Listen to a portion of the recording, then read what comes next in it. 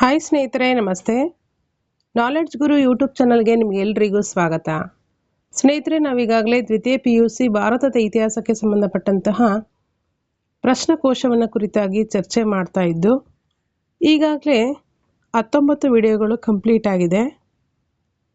ಇವತ್ತಿನ ಒಂದು video 20ನೇ video ಆಗಿರುತ್ತೆ, ಪಾರ್ಟ್ 20. ಯಾರು ಆ ವಿಡಿಯೋಗಳನ್ನು ವಾಚ್ ಮಾಡಿಲ್ಲ ಅಷ್ಟಲ್ಲಿದೆ, ದಯವಿಟ್ಟು ಹೋಗಿ ವಾಚ್ ಮಾಡಿ, ಅನಂತರದಲ್ಲಿ ಈ ಒಂದು ವಿಡಿಯೋವನ್ನು ವಾಚ್ ಮಾಡಿ ಅಂತ ಹೇಳ್ತಾ, ಹಾಗೆ ನನ್ನ ಒಂದು ಚಾನಲ್ಗೆ ಸಬ್ಸ್ಕ್ರೈಬ್ ಆಗಿರ್ತಕ್ಕಂಥ ಎಲ್ರಿಗೂ ಕೂಡ ತುಂಬ ಧನ್ಯವಾದ. ಅದೇ ರೀತಿ ಸಬ್ಸ್ಕ್ರೈಬ್ ಆಗದೆ ನೋಡ್ತಾ ಇರೋರು ಕೂಡ ಸಬ್ಸ್ಕ್ರೈಬ್ ಆಗಿ ಬೆಲ್ ಐಕನ್ ಪ್ರೆಸ್ ಮಾಡೋ ಮುಖಾಂತರ ಸದಾ ನೋಟಿಫೈ ಆಗಿರಿ ಅಂತ ಹೇಳ್ತಾ, ನಾನು ಮಾಡ್ತಕ್ಕಂಥ ಅಪ್ಕಮಿಂಗ್ ವಿಡಿಯೋಗಳಿಗೆ ನೋಟಿಫೈ ಆಗಿರಿ ಅಂತ ಹೇಳ್ತಾ, ವಿಡಿಯೋ ಎಂಡ್ವರೆಗೂ ವಾಚ್ ಮಾಡಿ. ಪ್ಲೀಸ್ ವಿಡಿಯೋಗೊಂದು ಲೈಕ್ ಮಾಡಿ, ಶೇರ್ ಮಾಡಿ, ಮತ್ತು ಏನಾದರೂ ಅಭಿಪ್ರಾಯಗಳಿದ್ರೆ ಕಮೆಂಟ್ಸ್ ಮಾಡಿ ಅಂತ ಹೇಳ್ತಾ, ಸ್ನೇಹಿತರೆ, ನಿಮಗೆ ಈಗಾಗಲೇ ತಿಳಿದಿದೆ ಏನಂದರೆ 14ನೇ ತಾರೀಕು ಆಲ್ರೆಡಿ ಏನಾಯಿತು, PSTR, GPSTR ಮತ್ತು HSTRಗೆ ಸಂಬಂಧಪಟ್ಟಂತೆ ಒಂದು ವೃಂದ ಮತ್ತು ನೇಮಕಾತಿ ನಿಯಮಗಳಿಗೆ ಸಂಬಂಧಪಟ್ಟಂತೆ ಒಂದಷ್ಟು ತಿದ್ದುಪಡಿಗಳನ್ನು ಮಾಡಲಾಗಿದೆ ಮತ್ತು ಎಕ್ಸಾಮ್ ಪ್ಯಾಟರ್ನ್ ಕೂಡ ಚೇಂಜ್ ಆಗಿದೆ.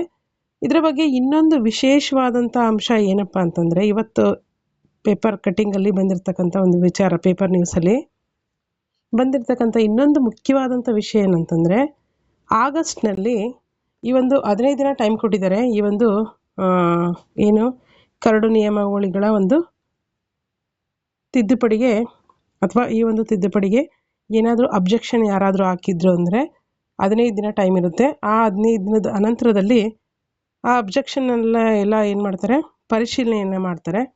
ಅನಂತರ ಒಂದು ವೀಕಲ್ಲಿ, ಆಸುಪಾಸು ಒಂದು ವೀಕಲ್ಲಿ ಏನಾಗುತ್ತೆ, 1 ವೀಕ್ ಆರ್ 15 ಡೇಸ್ ಒಳಗಡೆ ಮೇ ಬಿ ಆಗಸ್ಟಲ್ಲಿ ಕಾಲ್ ಫಾರ್ ಆಗ್ತಕ್ಕಂಥ ಎಲ್ಲ ಒಂದು ಚಾನ್ಸಸ್ ಇದೆ. ಹಾಗಾಗಿ ನಿಮ್ಮ ಒಂದು ಸ್ಟಡೀಸನ್ನು ಸಿಲೆಬಸ್ ವೈಸ್ ಮಾಡ್ತಾ ಹೋಗಿ ಅಂತ ಹೇಳ್ತಾ, ಅದರ ಜೊತೆಗೆ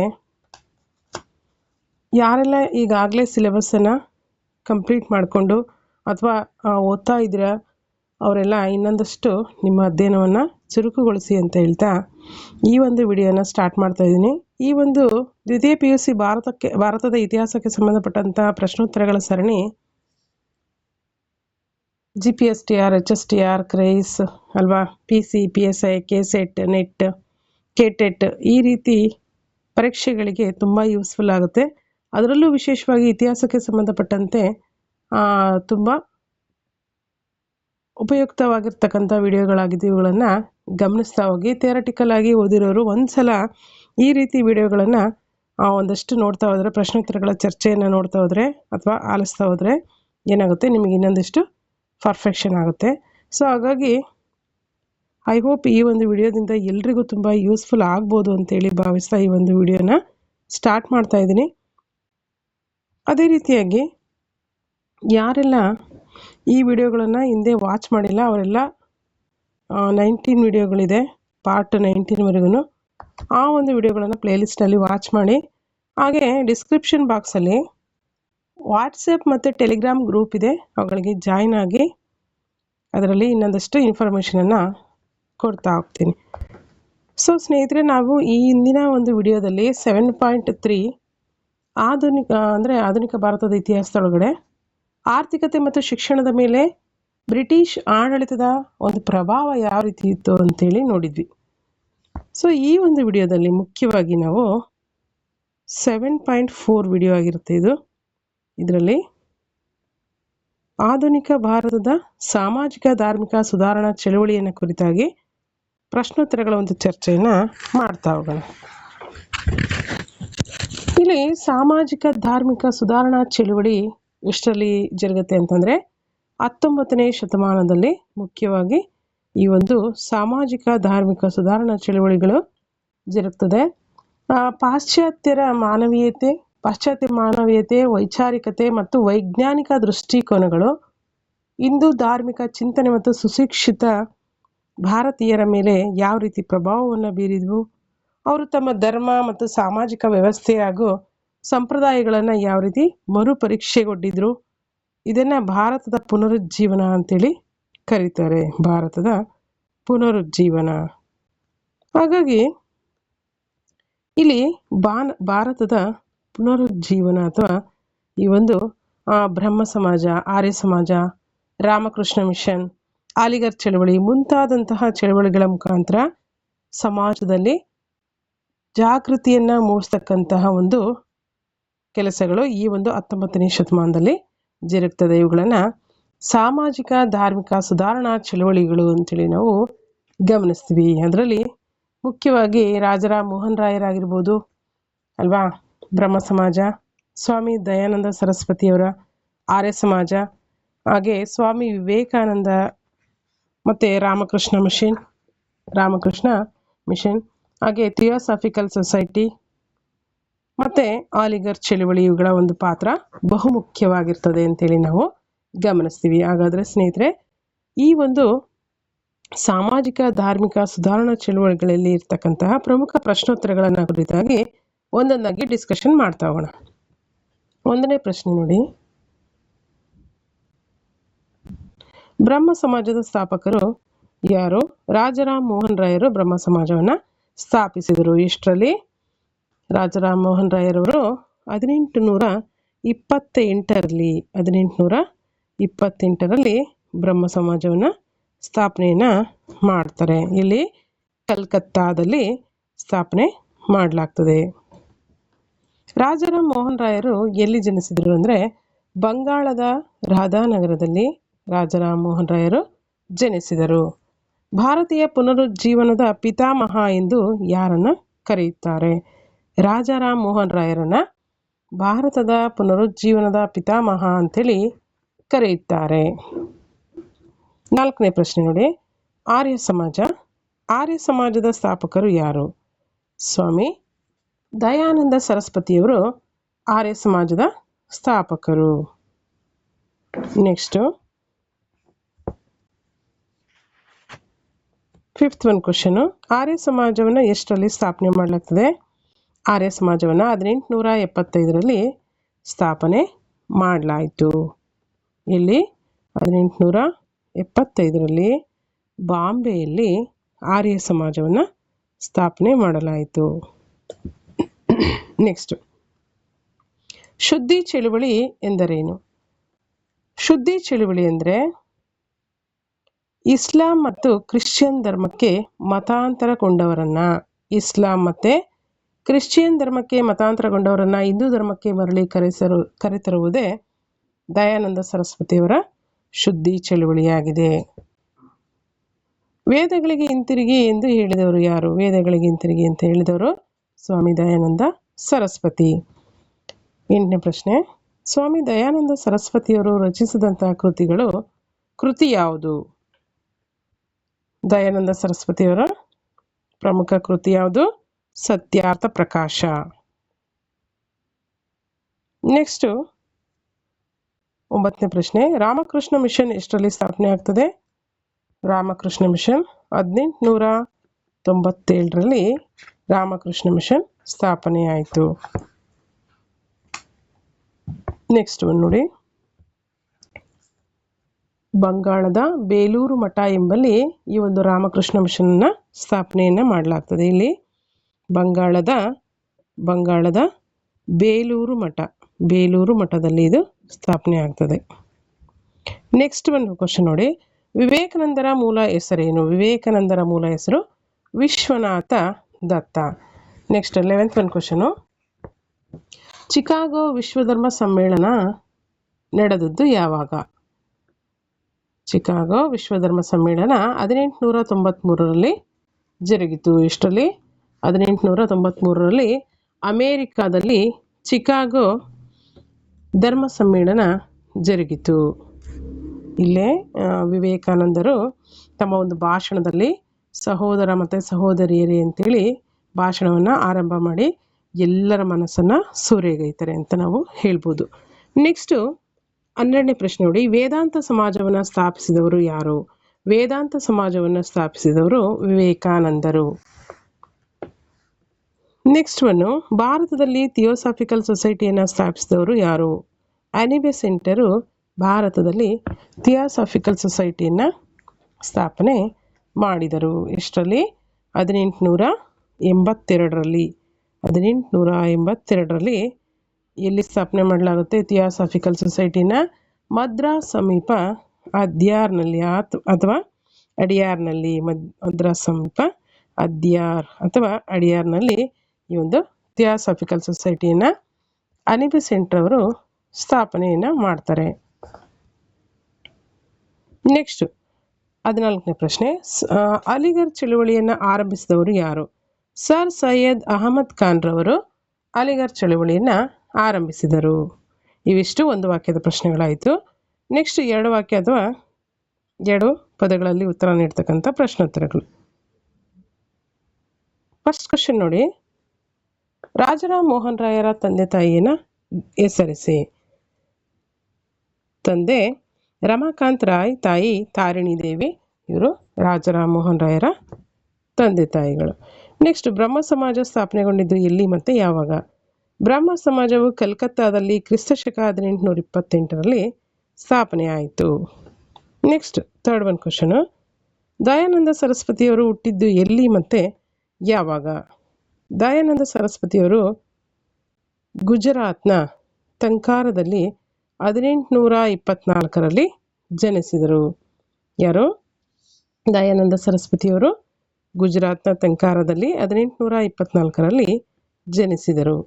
next 4th one question, Dayananda ಸರಸ್ವತಿಯವರ ತಂದೆ ತಾಯಿ ಹೆಸರಿಸಿ. ತಂದೆ ಕೃಷ್ಣಾಜಿ ತಿವಾರಿ, ತಾಯಿ ಯಶೋಮತಿ ದಯಾನಂದ ಸರಸ್ವತಿಯವರ ತಂದೆ ತಾಯಿಗಳು.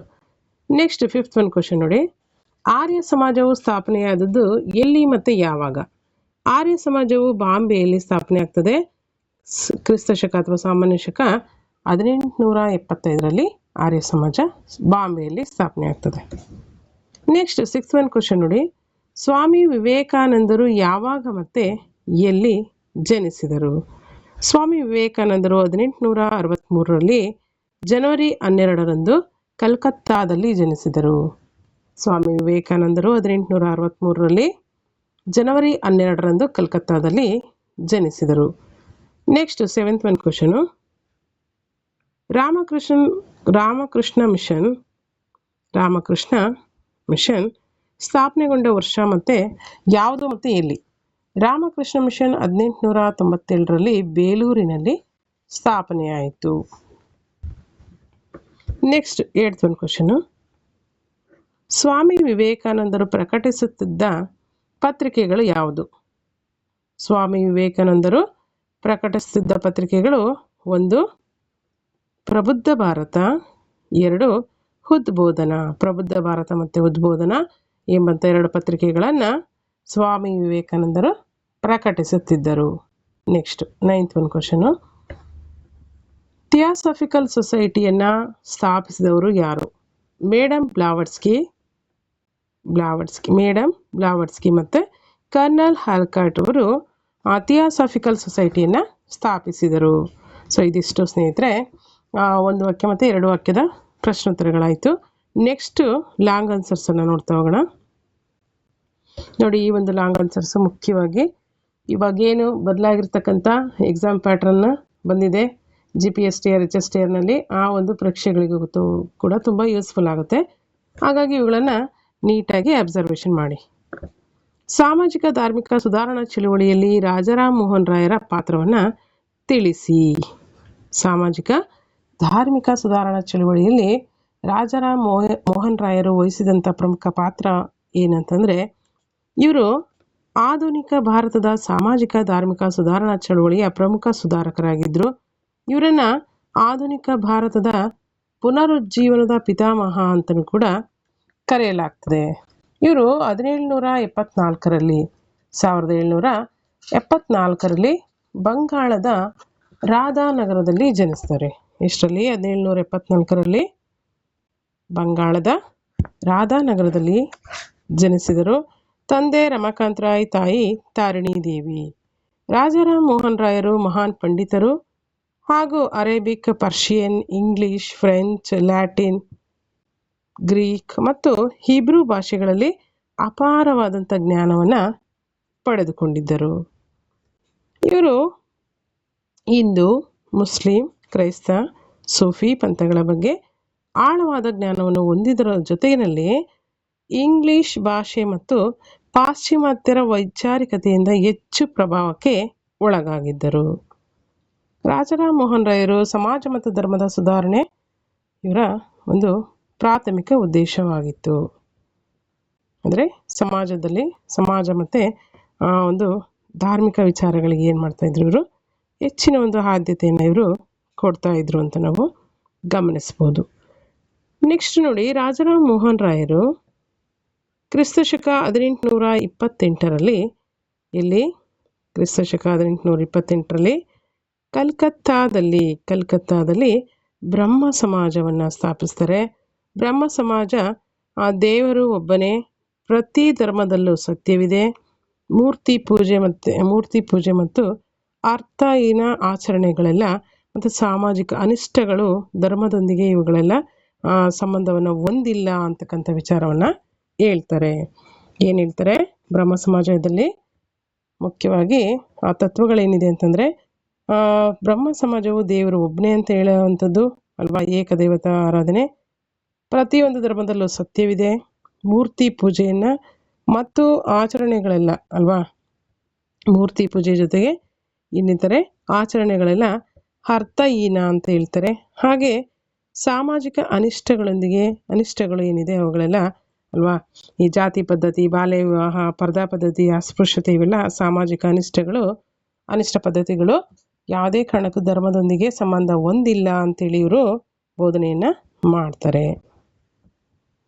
ಹಾಗೆ ಇವರು ಸತಿ ಪದ್ಧತಿ, ಬಾಲ್ಯ ವಿವಾಹ, ಜಾತಿ ಪದ್ಧತಿ, ಪರ್ದಾ ಪದ್ಧತಿ, ಅಸ್ಪೃಶ್ಯತೆ, ಮಾದಕ ವಸ್ತುಗಳ ಸೇವನೆ ಮುಂತಾದವುಗಳನ್ನು ಖಂಡಿಸಿದರು. ವಿಧವಾ ವಿವಾಹ, ಅಂತರ್ಜಾತಿ ವಿವಾಹ ಮತ್ತು ಸ್ತ್ರೀ ಶಿಕ್ಷಣಕ್ಕೆ ಹೆಚ್ಚಿನ ಒಂದು ಆದ್ಯತೆಯನ್ನು ನೀಡಿದರು. ಇವರು ಇಂಗ್ಲಿಷ್ ಭಾಷೆ ಮತ್ತು ಪಾಶ್ಚಿಮಾತ್ಯ ಶಿಕ್ಷಣವನ್ನು ಇಂಗ್ಲಿಷ್ ಭಾಷೆ ಮತ್ತು ಪಾಶ್ಚಿಮಾತ್ಯ ಶಿಕ್ಷಣವನ್ನು ನೀಡೋದಕ್ಕೋಸ್ಕರ ಏನು ಮಾಡಿದರು, ಹಲವಾರು ಶಾಲಾ ಕಾಲೇಜುಗಳನ್ನು ಕೂಡ ಆರಂಭವನ್ನು ಮಾಡ್ತಾರೆ. ಅಷ್ಟೇ ಅಲ್ಲ, ಇವರು ಲಾರ್ಡ್ ವಿಲಿಯಂ ಬೆಂಟಿಕ್ ರವರನ್ನು ಬೆಂಬಲಿಸಿ ಪ್ರೋತ್ಸಾಹ ನೀಡಿ ಅವರ ಮುಖಾಂತರ ಏನು ಮಾಡ್ತಾರೆ, 1829ರಲ್ಲಿ ಸತಿ ಪದ್ಧತಿಯನ್ನು ಸಂಪೂರ್ಣವಾಗಿ ನಿಷೇಧಿಸಿ ಶಾಸನವನ್ನು ಜಾರಿಗೊಳಿಸುವಂತೆ ಮಾಡಿದಂಥ ಕೀರ್ತಿ ರಾಜಾರಾಮ್ ಮೋಹನ್ ರಾಯರಿಗೆ ಸಲ್ತದೆ. ಹಾಗೆ ಇವರ ಒಂದು ಪ್ರಸಿದ್ಧ ಕೃತಿ ಯಾವುದಂತಂದರೆ ಸಂವಾದ್ ಕೌಮುದಿ ರಾಜಾರಾಮ್ ಮೋಹನ್ ರಾಯರ ಪ್ರಮುಖ ಕೃತಿಯಾಗಿದೆ. ಇದಿಷ್ಟು ಅಂಶಗಳು ರಾಜಾರಾಮ್ ಮೋಹನ್ ರಾಯರಿಗೆ ಸಂಬಂಧಪಟ್ಟಂಥ ಪ್ರಮುಖವಾದ ಅಂಶಗಳಾಯಿತು. ನೆಕ್ಸ್ಟ್ ಒಂದು ಲಾಂಗ್ ಆನ್ಸರ್ಸ್ ಇದೆ ನೋಡಿ.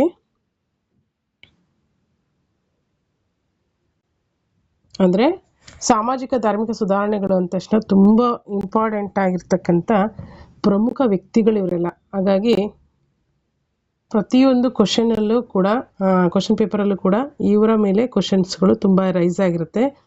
ಅವರ ಕೃತಿ ಆಗಿರ್ಬೋದು ಅಲ್ವಾ, ಅದ್ರ ಜೊತೆಯಲ್ಲಿ ಅವರು ಸ್ಥಾಪನೆ ಮಾಡಿರ್ತಕ್ಕಂಥ ಒಂದು ಸಮಾಜ ಆಗಿರ್ಬೋದು, ಹಾಗೆ ಅವರ ಒಂದು ಕೃತಿಗಳು, ಹಾಗೆ ಅವರ ಪತ್ರಿಕೆಗಳು, ಈ ರೀತಿ ಕ್ವಶನ್ಸು ರೈಸ್ ಆಗುವಂಥ ಚಾನ್ಸಸ್ ಇರುತ್ತೆ.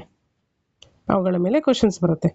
ಸೊ ನೆಕ್ಸ್ಟ್ ನೋಡಿ, ಸಾಮಾಜಿಕ ಧಾರ್ಮಿಕ ಸುಧಾರಣಾ ಚಳವಳಿಯಲ್ಲಿ ದಯಾನಂದ ಸರಸ್ವತಿಯವರು ವಹಿಸಿದಂಥ ಪಾತ್ರವನ್ನು ಕುರಿತಾಗಿ ವಿವರಿಸಿ ಅಥವಾ ತಿಳಿಸಿ.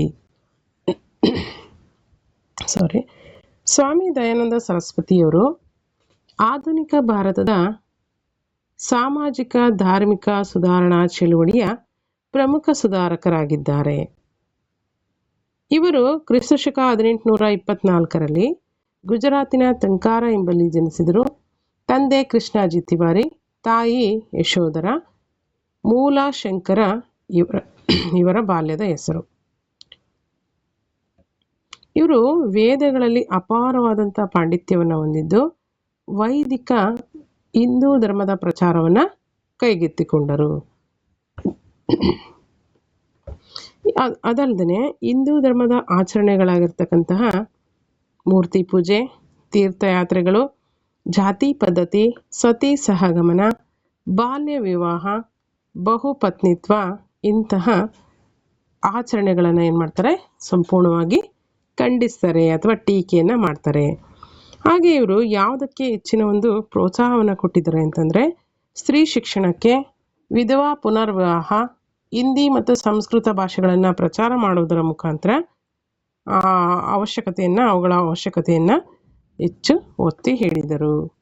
ಅಂತರ್ಜಾತಿ ವಿವಾಹಗಳು ಮತ್ತು ಸಹಭೋಜನಗಳನ್ನು ಕೂಡ ಇವರು ಹೆಚ್ಚಿನದಾಗಿ ಪ್ರೋತ್ಸಾಹಿಸಿದರು ಅಂತೇಳಿ ನಾವು ಗಮನಿಸ್ಬೋದು. ಹಾಗೆ ಇಸ್ಲಾಂ ಮತ್ತು ಕ್ರಿಶ್ಚಿಯನ್ ಧರ್ಮಗಳಿಗೆ ಮತಾಂತರಗೊಂಡಿದ್ದವರನ್ನು ಹಿಂದೂ ಧರ್ಮಕ್ಕೆ ಏನು ಮಾಡ್ತಾರೆ, ಮರಳಿ ತರಲು ಪ್ರಯತ್ನವನ್ನು ಮಾಡ್ತಾರೆ. ಇದನ್ನು ಏನಂತ ಕರಿತೀವಿ, ಶುದ್ಧಿ ಚಳುವಳಿ ಅಂತೇಳಿ ಕರೀತಾರೆ. ಬಾಲಕ ಮತ್ತು ಬಾಲಕಿಯರಿಗೆ ಶಿಕ್ಷಣ ಸಂಸ್ಥೆಗಳನ್ನು ಸ್ಥಾಪಿಸ್ತಾರೆ. ಅಷ್ಟೇ ಅಲ್ಲ, ಅವರು ತಮ್ಮ ತತ್ವಗಳ ಪ್ರಚಾರಕ್ಕಾಗಿ ಏನು ಮಾಡ್ತಾರೆ ಅಂತಂದರೆ 1875 ಕ್ರಿಸ್ತಶಕ 1875 ಬಾಂಬೆಯಲ್ಲಿ ಆರ್ಯ ಸಮಾಜವನ್ನು ಸ್ಥಾಪನೆಯನ್ನು ಮಾಡ್ತಾರೆ. ಈ ಒಂದು ಸಮಾಜದ ಪ್ರಮುಖ ತತ್ವಗಳಿಗೆ ಲಾಲಾ ಲಜಪತ್ ರಾಯ್, ಮಹಾತ್ಮ ಹಂಸರಾಜ್, ಗುರುದತ್ತ ವಿದ್ಯಾರ್ಥಿ, ಸ್ವಾಮಿ ಶ್ರದ್ಧಾನಂದರಂತರು ಮಹಾನ್ ನಾಯಕರು ಏನಾಗಿದ್ರು, ಅಟ್ರಾಕ್ಟಿವ್ ಆಗಿದ್ರು. ಯಾವ ಧರ್ಮಕ್ಕೆ? ಆರ್ಯ ಸಮಾಜವನ್ನು ಒಪ್ಪಿಕೊಂಡು ಅಥವಾ ಆರ್ಯ ಸಮಾಜದಲ್ಲಿರ್ತಕ್ಕಂಥ ತತ್ವಗಳಿಗೆ ತುಂಬ ಆಕರ್ಷಿತರಾಗಿದ್ದಂತಹ ಪ್ರಮುಖ ವ್ಯಕ್ತಿಗಳು ಯಾರು ಅಂತಂದರೆ ಲಾಲಾ ಲಜಪತ್ ರಾಯ್, ಮಹಾತ್ಮ ಹಂಸರಾಜ್, ಗುರುದತ್ ವಿದ್ಯಾರ್ಥಿ, ಸ್ವಾಮಿ ಶ್ರದ್ಧಾನಂದರು ಈ ಒಂದು ತತ್ವಗಳಿಗೆ ಆಕರ್ಷಿತರಾಗಿದ್ದರು. ಇವರ ಬಹುಮುಖ್ಯವಾಗಿರ್ತಕ್ಕಂಥ ಇನ್ನೊಂದು ಕರೆ ಇದೆ. ಅದೇನಪ್ಪ ಅಂತಂದರೆ ವೇದಗಳಿಗೆ ಹಿಂತಿರುಗಿ ಎಂಬುದು ಇವರು ಜನರಿಗೆ ಕೊಟ್ಟಂತಹ ಪ್ರಸಿದ್ಧ ಕರೆಯಾಗಿತ್ತು. ಹಾಗೆ ದಯಾನಂದ ಸರಸ್ವತಿಯವರ ಪ್ರಮುಖ ಕೃತಿ ಯಾವುದು ಅಂತಂದರೆ ಸತ್ಯಾರ್ಥ ಪ್ರಕಾಶ ಇವರ ಪ್ರಮುಖ ಕೃತಿಯಾಗಿದೆ. ಇದಿಷ್ಟು ಸ್ವಾಮಿ ದಯಾನಂದ ಸರಸ್ವತಿಯವರಿಗೆ ಸಂಬಂಧಪಟ್ಟಂತಹ, ಹಾಗೆ ಅವರು ಸಾಮಾಜಿಕ ಧಾರ್ಮಿಕ ಸುಧಾರಣಾ ಚಳುವಳಿಗೆ ನೀಡಿದಂಥ ಒಂದು ಕೊಡುಗೆ ಆಗಿತ್ತು. ನೆಕ್ಸ್ಟ್ ಒನ್ ನೋಡಿ, ಸ್ವಾಮಿ ವಿವೇಕಾನಂದರ ವ್ಯಕ್ತಿತ್ವವನ್ನು ಕುರಿತು ತಿಳಿಸಿ.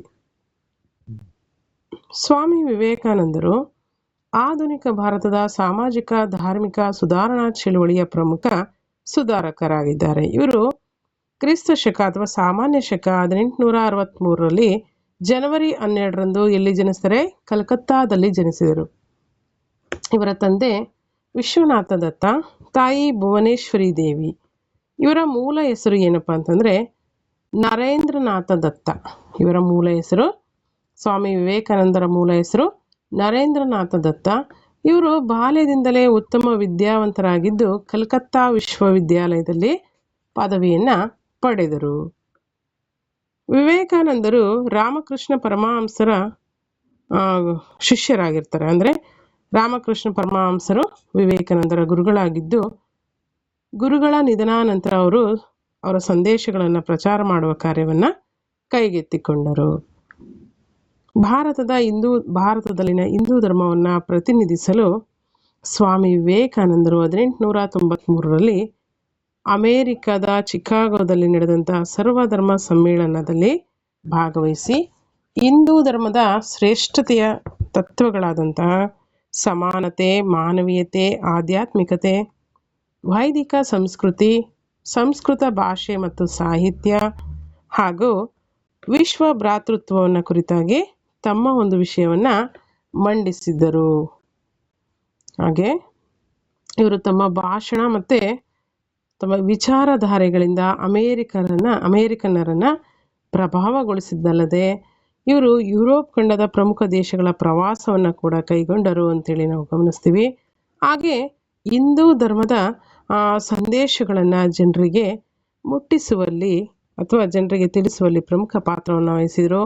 ಈ ಒಂದು ಉದ್ದೇಶಕ್ಕಾಗಿ ವಿವೇಕಾನಂದರು ಏನು ಮಾಡ್ತಾರೆ, ಅಮೇರಿಕ ಮತ್ತು ಯುರೋಪಿನ ದೇಶಗಳಲ್ಲಿ ವೇದಾಂತ ಸಮಾಜವನ್ನು ಸ್ಥಾಪನೆಯನ್ನು ಮಾಡ್ತಾರೆ. ಯಾವುದಕ್ಕೋಸ್ಕರ? ಹಿಂದೂ ಧರ್ಮದಲ್ಲಿರ್ತಕ್ಕಂಥ ಸಂದೇಶಗಳನ್ನು ಸಾರುವ ಒಂದು ಉದ್ದೇಶದಿಂದ ಸ್ವಾಮಿ ವಿವೇಕಾನಂದರು ಅಮೇರಿಕ ಮತ್ತು ಯುರೋಪ್ ದೇಶಗಳಲ್ಲಿ ವೇದಾಂತ ಸಮಾಜ ಎಂಬಂಥ ಒಂದು ಸಮಾಜವನ್ನು ಸ್ಥಾಪಿಸಿದರು. ಸ್ವಾಮಿ ವಿವೇಕಾನಂದರು 1897 ಬಂಗಾಳದ ಬೇಲೂರಿನಲ್ಲಿ ರಾಮಕೃಷ್ಣ ಮಿಷನನ್ನು ಸ್ಥಾಪನೆಯನ್ನು ಮಾಡ್ತಾರೆ. ಹಾಗೆ ಈ ಒಂದು ಮಿಷನ್ ಜನರ ಸಾಮಾಜಿಕ ಧಾರ್ಮಿಕ ಉನ್ನತಿಗಾಗಿ ಕೆಲಸವನ್ನು ಮಾಡ್ತಾ ಇರುತ್ತೆ. ಅಷ್ಟೇ ಅಲ್ಲ, ಇದು ಶಿಕ್ಷಣ ಸಂಸ್ಥೆಗಳನ್ನು, ಆಸ್ಪತ್ರೆಗಳನ್ನು, ಅನಾಥಾಲಯಗಳನ್ನು, ವೃದ್ಧಾಶ್ರಮಗಳನ್ನು ಕೂಡ ನಡೆಸುತ್ತದೆ. ಯಾವುದು? ಈ ಒಂದು ರಾಮಕೃಷ್ಣ ಮಿಷನ್ ಇವುಗಳನ್ನು ನಡೆಸ್ತದೆ. ಶಿಕ್ಷಣ ಸಂಸ್ಥೆಗಳನ್ನು, ಆಸ್ಪತ್ರೆಗಳನ್ನು, ಅನಾಥಾಲಯಗಳನ್ನು ಮತ್ತು ವೃದ್ಧಾಶ್ರಮಗಳನ್ನು ಕೂಡ ಈ ಒಂದು ರಾಮಕೃಷ್ಣ ಮಿಷನ್ ನಡೆಸುತ್ತದೆ. ಇದರ ಶಾಖೆಗಳು ಇನ್ನಿತರೆ ಪ್ರಪಂಚದಾದ್ಯಂತ ಸ್ಥಾಪನೆ ಆಗ್ತವೆ. ಅಷ್ಟೇ ಅಲ್ಲ, ಹಿಂದೂ ಧರ್ಮದ ಬಗ್ಗೆ ಆಧ್ಯಾತ್ಮಿಕ ತರಬೇತಿ ಮತ್ತು ಜಾಗೃತಿಯನ್ನು ಈ ಒಂದು ರಾಮಕೃಷ್ಣ ಮಿಷನ್ ಮುಖಾಂತರ ಮೂಡಿಸ್ತಾರೆ ಅಂತೇಳಿ ನಾವು ಹೇಳ್ಬೋದು. ಹಾಗೆ ವಿವೇಕಾನಂದರು ಎಲ್ಲ ಧರ್ಮಗಳ ಏಕತೆಯಲ್ಲಿ ನಂಬಿಕೆಯನ್ನು ಹೊಂದಿದ್ರು. ಎಲ್ಲ ಪಂಥದ ಜನರಿಗೆ ಸಹಿಷ್ಣುತೆ, ಸಮಾನತೆ ಮತ್ತು ಸಹಕಾರವನ್ನು ಕುರಿತಾಗಿ ಬೋಧನೆಯನ್ನು ಮಾಡ್ತಾರೆ. ಹಾಗೆ ಇವರು ಶಿಕ್ಷಣ, ಮಹಿಳೆಯರ ವಿಮೋಚನೆ, ಬಡತನದ ನಿರ್ಮೂಲನೆಗೆ ಹೆಚ್ಚಿನ ಒಂದು ಮಹತ್ವವನ್ನು ಕೊಟ್ಟಿದ್ರು. ಹಾಗೆ ಹೇಳಿ ಎದ್ದೇಳಿ ಗುರಿ ಮುಟ್ಟುವ ತನಕ ನಿಲ್ಲದಿರಿ, ಹೇಳಿ ಎದ್ದೇಳಿ ಗುರಿ ಮುಟ್ಟುವ ತನಕ ನಿಲ್ಲದಿರಿ. ಅದೇ ರೀತಿ ಈ ಒಂದು ಸ್ಪರ್ಧಾರ್ಥಿಗಳಿಗೂ ಕೂಡ ಹೆಚ್ಚಿನ ಒಂದು ಸ್ಫೂರ್ತಿಯನ್ನು ಕೊಡ್ತಕ್ಕಂಥ ಒಂದು ಸಾಲು ಕೂಡ ಇದಾಗಿದೆ. ಹೇಳಿ ಎದ್ದೇಳಿ ಜಾಬ್ ಪಡೆಯುವ ತನಕ ಮಲಗದಿರಿ ಎಂಬಂತೆ ನಾವು ಕೂಡ ಇದನ್ನು ಅಪ್ಲೈ ಮಾಡ್ಕೋಬೋದಾಗಿದೆ ಅಲ್ವಾ. ಹಾಗಾಗಿ ಈ ಒಂದು ವಿವೇಕಾನಂದರ ಯುವ ಜನರಿಗೆ ಅವರ ಒಂದು ಸಂದೇಶಗಳು ಸ್ಫೂರ್ತಿಯ ಸೆಲೆಯಾಗಿದ್ದರಿಂದ ಜನವರಿ 12ರಂದು ಯುವಕರ ದಿನಾಚರಣೆ ಅಂತೇಳಿ ವಿವೇಕಾನಂದರ ಜನ್ಮದಿನವನ್ನು ಆಚರಣೆ ಮಾಡ್ತಕ್ಕಂಥ ಒಂದು ಸದುದ್ದೇಶ ಅಂತೇಳಿ ನಾವು ಗಮನಿಸ್ಬೋದು. ಇವರ ಒಂದು ಸಂದೇಶಗಳು ಹೇಗಿರುತ್ತೆ ಅಂತಂದರೆ, ಯುವಕರಲ್ಲಿ ಒಂದು ಸ್ಫೂರ್ತಿಯ ಸೆಲೆಯನ್ನು ಅಲ್ವಾ, ಸ್ಫೂರ್ತಿಯ ನೆಲೆಯನ್ನು ಏನು ಮಾಡುತ್ತೆ, ಮನಸ್ಸಿನಲ್ಲಿ ಮೂಡಿಸ್ತದೆ. ಹಾಗಾಗಿ ಯುವಕರ ಒಂದು ದಿನಾಚರಣೆಯಾಗಿ ಇವರ ಒಂದು ಜನ್ಮದಿನವನ್ನು ಆಚರಣೆ ಮಾಡ್ತಾರೆ. ಈ ಒಂದು ಹೇಳಿ ಎದ್ದೇಳಿ ಗುರಿ ಮುಟ್ಟುವ ತನಕ ನಿಲ್ಲದಿರಿ ಎಂಬಂಥ ಒಂದು ಸಂದೇಶವು ಕೂಡ ದೇಶದ ಯುವಕರಿಗೆ ಮತ್ತು ಅವರಿಗೆ ಒಂದು ಸಂದೇಶವಾಗಿರ್ತದೆ. ಇವರ ಭಾಷಣಗಳು ಸ್ವಾಭಿಮಾನ ಮತ್ತು ರಾಷ್ಟ್ರಾಭಿಮಾನದಿಂದ ತುಂಬಿರುತ್ತೆ ಅಂತೇಳಿ ನಾವು ಗಮನಿಸ್ಬೋದು. ಹಾಗೆ ಇವರು ಭಾರತದ ರಾಷ್ಟ್ರೀಯತೆ ಮೇಲೆ ಪ್ರಭಾವವನ್ನು ಬೀರಿದ್ರಿಂದಾಗಿ ವಿವೇಕಾನಂದರ ದಿನವನ್ನು ವಿವೇಕಾನಂದರನ್ನ ಏನಂತ ಕರಿತೀವಿ, ಭಾರತದ ರಾಷ್ಟ್ರ ಪ್ರೇಮಿ ಸಂತ ಅಂತೇಳಿ ನಾವು ಕರಿತೀವಿ. ಯಾರನ್ನ? ವಿವೇಕಾನಂದರ ಒಂದು ರಾಷ್ಟ್ರೀಯತೆಯ ಮೇಲೆ ವಿವೇಕಾನಂದರು ಅವರ ಒಂದು ಭಾಷಣಗಳು ಭಾರತದ ರಾಷ್ಟ್ರೀಯತೆಯ ಮೇಲೆ ಹೆಚ್ಚಿನ ಒಂದು ಪ್ರಭಾವವನ್ನು ಬೀರಿದ್ದರಿಂದ ವಿವೇಕಾನಂದರನ್ನ ಭಾರತದ ರಾಷ್ಟ್ರ ಪ್ರೇಮಿ ಸಂತ ಅಂತೇಳಿ ಕರಿತೀವಿ. ಇವರ ಪ್ರಸಿದ್ಧ ಪತ್ರಿಕೆಗಳು ಯಾವುದಪ್ಪ ಅಂತಂದರೆ ಪ್ರಬುದ್ಧ ಭಾರತ. ಇದು ಪ್ರಬುದ್ಧ ಭಾರತ ಎಂಬಂಥ ಒಂದು ಇಂಗ್ಲಿಷ್ ಪತ್ರಿಕೆ. ಹಾಗೆ ಇನ್ನೊಂದು ಉದ್ಬೋಧನಾ ಎಂಬಂಥ ಒಂದು ಬಂಗಾಳಿ ಪತ್ರಿಕೆಗಳು ವಿವೇಕಾನಂದರ ಪ್ರಮುಖ ಪತ್ರಿಕೆಗಳಾಗಿದೆ. ಯಾವುದು? ಪ್ರಬುದ್ಧ ಭಾರತ ಇದು ಆಂಗ್ಲ ಭಾಷೆಯಲ್ಲಿ ಇರ್ತಕ್ಕಂಥ ಒಂದು ಪತ್ರಿಕೆ. ಆದರೆ ಉದ್ಬೋಧನ ಇದು ಬಂಗಾಳಿ ಭಾಷೆಯಲ್ಲಿರ್ತಕ್ಕಂಥ ಬಂಗಾಳಿ ಸುದ್ದಿ ಪತ್ರಿಕೆಗಳನ್ನು ಪ್ರಕಟಿಸುವಂಥ ಒಂದು ಪತ್ರಿಕೆಯಾಗಿತ್ತು. ಈ ಒಂದು ಅಂಶಗಳ ಮುಖಾಂತರ ನಾವು ಮುಖ್ಯವಾಗಿ ಸಾಮಾಜಿಕ ಧಾರ್ಮಿಕ ಸುಧಾರಣಾ ಚಳುವಳಿಯಲ್ಲಿ ಪ್ರಮುಖ ಪಾತ್ರವನ್ನು ವಹಿಸಿರ್ತಕ್ಕಂತಹ ಭಾರತದ ನವೋದಯದ ಧ್ರುವತಾರೆ, ಪುನರುಜ್ಜೀವನದ ಪಿತಾಮಹ ಅಂತಲೇ ಕರೀತಕ್ಕಂತಹ ರಾಜಾರಾಮ್ ಮೋಹನ್ ರಾಯರು, ಹಾಗೆ ವೇದಗಳಿಗೆ ಹಿಂತಿರುಗಿ ಎಂಬಂತಹ ಒಂದು ಕರೆಯನ್ನು ಕೊಟ್ಟಂತಹ, ಹಾಗೆ ಸತ್ಯಾರ್ಥ ಪ್ರಕಾಶ ಎಂಬಂತಹ ಒಂದು ಕೃತಿಯನ್ನು ರಚನೆ ಮಾಡಿದಂತಹ ಸ್ವಾಮಿ ದಯಾನಂದ ಸರಸ್ವತಿಯವರ ಒಂದು ಕೊಡುಗೆ, ಹಾಗೆ ಭಾರತದ ರಾಷ್ಟ್ರ ಪ್ರೇಮಿ ಸಂತ ಎಂದೇ ಬಿರುದಾಂಕಿತರಾದಂತಹ, ಅದೇ ರೀತಿಯಾಗಿ ಹೇಳಿ ಎದ್ದೇಳಿ ಗುರಿ ಮುಟ್ಟುವ ತನಕ ನಿಲ್ಲದಿರಿ ಎಂಬಂತಹ ಸಂದೇಶವನ್ನು ಯುವಕರಿಗೆ ಸಾರುವ ಮುಖಾಂತರ ಯುವ ಜನರಲ್ಲಿ ಒಂದು ಸ್ಫೂರ್ತಿಯ ಸೆಲೆಯಾಗಿರ್ತಕ್ಕಂತಹ ಸ್ವಾಮಿ ವಿವೇಕಾನಂದರ ಕುರಿತಾಗಿ ನಾವು ಈ ಒಂದು ತರಗತಿಯಲ್ಲಿ ಅಥವಾ ಈ ಒಂದು ವಿಡಿಯೋದಲ್ಲಿ ಮುಖ್ಯವಾಗಿರ್ತಕ್ಕಂಥ ಪ್ರಮುಖ ಅಂಶಗಳನ್ನು CET ಎಕ್ಸಾಮಿಗೆ ಎಷ್ಟು ಬೇಕೋ ಅಷ್ಟನ್ನು ನಾವಿಲ್ಲಿ ಏನು ಮಾಡಿದ್ವಿ, ಒಂದಷ್ಟು ಪ್ರಶ್ನೋತ್ತರಗಳ ಮೂಲಕ ಚರ್ಚೆಯನ್ನು ಮಾಡಿದ್ವಿ. ಇವರೆಲ್ಲರ ಕೊಡುಗೆಗಳು 19ನೇ ಶತಮಾನದ ಸಾಮಾಜಿಕ ಧಾರ್ಮಿಕ ಸುಧಾರಣಾ ಚಳುವಳಿಯಲ್ಲಿ ಪ್ರಮುಖವಾಗಿರ್ತಕ್ಕಂಥ ಪಾತ್ರಗಳನ್ನು ವಹಿಸಿದೆ ಅಂತೇಳಿ ನಾವು ಗಮನಿಸ್ಬೋದಾಗಿದೆ. ಸೊ ಸ್ನೇಹಿತರೆ, ನೆಕ್ಸ್ಟ್ ಒಂದು ಕ್ಲಾಸಲ್ಲಿ, ನೆಕ್ಸ್ಟ್ ಒಂದು ವಿಡಿಯೋದಲ್ಲಿ, ವಿಡಿಯೋ ಪಾರ್ಟ್ 21ನಲ್ಲಿ ನಾವು ಅಧ್ಯಾಯ 7.5ರಲ್ಲಿ ಮೈಸೂರು ಒಂದು ಮಾದರಿ ರಾಜ್ಯ ಆಗಲಿಕ್ಕೆ ಏನೆಲ್ಲ ಅಂಶಗಳು ಕಾರಣ ಆಯಿತು ಅಂತಕ್ಕಂಥ ವಿಚಾರಗಳಿಗೆ ಸಂಬಂಧಪಟ್ಟಂತೆ ನೆಕ್ಸ್ಟ್ ಒಂದು ವಿಡಿಯೋದಲ್ಲಿ ನಾವು ಗಮನಿಸ್ತಾ ಹೋಗೋಣ. ಇಲ್ಲಿವರೆಗೂ ಈ ಒಂದು ವಿಡಿಯೋವನ್ನು ವಾಚ್ ಮಾಡಿದಂಥ ಎಲ್ರಿಗೂ ಕೂಡ ತುಂಬ ತುಂಬ ಥ್ಯಾಂಕ್ಸ್ ಅಂತ ಹೇಳ್ತಾ, ಹಾಗೆ ಇಲ್ಲಿವರೆಗೂ ಈ ಒಂದು ನಾಲೆಡ್ಜ್ ಗುರು ಯೂಟ್ಯೂಬ್ ಚಾನಲ್ಗೆ ಯಾರೆಲ್ಲ ಸಬ್ಸ್ಕ್ರೈಬ್ ಆಗದೆ ನೋಡ್ತಾ ಇದ್ದೀರಾ ಇವರೆಲ್ಲರೂ ಕೂಡ ಸಬ್ಸ್ಕ್ರೈಬ್ ಆಗಿ ಬೆಲ್ ಐಕನ್ ಪ್ರೆಸ್ ಮಾಡಿ, ಅದೇ ರೀತಿಯಾಗಿ ವಿಡಿಯೋಗೊಂದು ಲೈಕ್ ಕೊಡಿ, ಶೇರ್ ಮಾಡಿ. ಇನ್ನಿತರ ಬೇರೆ ನಿಮ್ಮ ಫ್ರೆಂಡ್ಸು ಈ ರೀತಿ ಎಕ್ಸಾಮ್ಗಳಿಗೆ GPSTR, HSTR, ಕ್ರೈಸ್, KSET, ನೆಟ್ಟು, KTET ಈ ರೀತಿ PC, PSI ಎಕ್ಸಾಮ್ಗಳಿಗೆ, ಅದರಲ್ಲೂ ವಿಶೇಷವಾಗಿ ಇತಿಹಾಸವನ್ನು ಐಚ್ಛಿಕ ವಿಷಯವನ್ನಾಗಿ ಓದ್ತಾ ಇರ್ತಕ್ಕಂಥವ್ರಿಗೆ ಈ ಒಂದು ವಿಡಿಯೋ ತುಂಬ ಯೂಸ್ಫುಲ್ ಆಗುತ್ತೆ. ಅವುಗಳನ್ನು ಶೇರ್ ಮಾಡಿ ಅಂತ ಹೇಳ್ತಾ, ಏನಾದರೂ ನಿಮ್ಮ ಅನಿಸಿಕೆ ಅಭಿಪ್ರಾಯಗಳಿದ್ದರೆ ಅವುಗಳನ್ನು ಕಮೆಂಟ್ ಸೆಕ್ಷನಲ್ಲಿ ತಿಳಿಸಿ ಅಂತ ಹೇಳ್ತಾ, ಈ ಒಂದು ವಿಡಿಯೋದಲ್ಲಿ ಏನಾದರೂ ವಿಷಯಗಳು ಇನ್ನೂ ಹೆಚ್ಚಿಗೆ ಹೇಳಬೇಕಾಗಿದ್ರು ಕೂಡ ಅವುಗಳನ್ನು ತಿಳಿಸಿ. ಹಾಗೆ August first week or second ವೀಕಲ್ಲಿ GPSTR, PSTR, HSTR ಹಾಗೆ ಇನ್ನಿತರ ಬೇರೆ ಬೇರೆ ಇಲಾಖೆಗಳಲ್ಲಿ ಕಾಲ್ಫರ್ ಆಗ್ತಕ್ಕಂಥ ಎಲ್ಲ ಚಾನ್ಸಸ್ಗಳಿದೆ. ಅದರಲ್ಲೂ ವಿಶೇಷವಾಗಿ ಟೀಚರ್ ಪೋಸ್ಟ್ಗಳು ಆಗಸ್ಟ್ನಲ್ಲಿ ಕಾಲ್ಫರ್ ಆಗ್ತಕ್ಕಂಥ ಎಲ್ಲ ಮ್ಯಾಕ್ಸಿಮಮ್ ಚಾನ್ಸಸ್ ಇರೋದ್ರಿಂದ ಎಲ್ಲರೂ ನಿಮ್ಮ ಸ್ಟಡಿಯನ್ನು ಇನ್ನಷ್ಟು ಚೆನ್ನಾಗಿ ಮಾಡ್ತಾ ಸಿಲೆಬಸ್ಸನ್ನು ಕವರ್ ಮಾಡ್ಕೊಳ್ರಿ. ಹಾಗೆ ಸಿಲೆಬಸ್ ಕವರ್ ಮಾಡ್ತಾ ಮಾಡ್ತಾ ರಿವಿಷನ್ ಸ್ಟಾರ್ಟ್ ಮಾಡಿರಿ ಅಂತ ಹೇಳ್ತಾ, ಈ ಒಂದು ವಿಡಿಯೋವನ್ನು ವಾಚ್ ಮಾಡಿದಂಥ ಎಲ್ರಿಗೂ ಕೂಡ ತುಂಬ ತುಂಬ ಥ್ಯಾಂಕ್ಸ್. ಹಾಗೆ ನೆಕ್ಸ್ಟ್ ಒಂದು ಇನ್ಫಾರ್ಮೇಟಿವ್ ವಿಡಿಯೋದೊಂದಿಗೆ ನಿಮ್ಮನ್ನು ಭೇಟಿ ಆಗ್ತೀನಿ. ಅಲ್ಲಿವರೆಗೂ ಎಲ್ರಿಗೂ ಧನ್ಯವಾದ. ಜೈ ಹಿಂದ್.